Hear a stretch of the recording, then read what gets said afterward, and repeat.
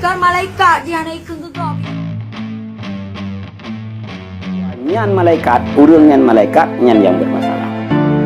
Nah, bahkan jika murtad, ya pegah urang yang malaikat.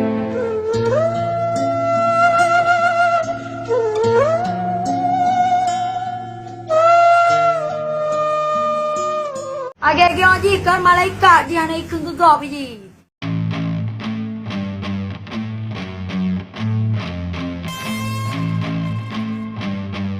Muda Wali pakat balikan Dek Putro. Dia tinggal di kahve ni. Nanti ngapi malam ni. Dia ubah tindak kau ni. Ada piu tu tindak ubah ni. Dah jambung yang ubah ni je. Ada yang tindak ubah ni je. Ingat tapi yang tapi tinggal ada namanya je. Ada pergi yang hancur hati abang ya.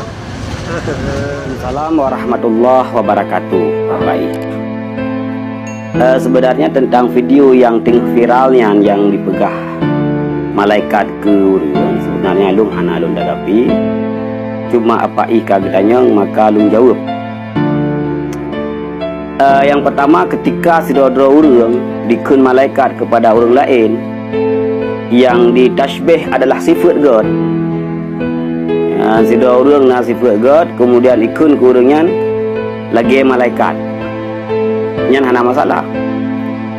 Ya, karena dalam tubuh gedanya sifat God dan sifat bro. Jadi sifat Godnya identik kepada malaikat. Yang kedua, menyezat dirinya, urangnya tak pegah malaikatnya yang bermasalah. Jadi ketika tak pegahnya malaikat dan tak yakini dalam hati gedanya bahawa betul-betulnya malaikat. Jadi takkan malaikatnya yang kan maksud gedanya kepada sifat God yang nabak orangnya. Tapi takkan malaikat le gedanya tak yakini yang bahawa Godnya memang malaikat yang murtad. Yang kalau gelia eden orang kan yang murtad. Tapi menyatakan nisbah sifat God yang nabak manusia. Ya, walaupun takkan malaikat tetapi yang maksud lagi malaikat yang hana terus batingkan murtad hana. Cuma lagi tanya, kata nisbah, kata tasyabuh, yang sudah orang lagi malaikat, punya orangnya le buat God, hana lahir buat bro, yang alhamdulillah lah. Dan dikedanya pun dituntut untuk senantiasa buat God, nahi daripada kemungkaran, amar ma'ruf nahi mungkar. Tuan yang katanya mentang le buat bro, mentang tamat inang, cewek tak pegah habah hana tak jaga ro, mentang habah-habah lara, bahkan habah-habah maksiat yang itu biar.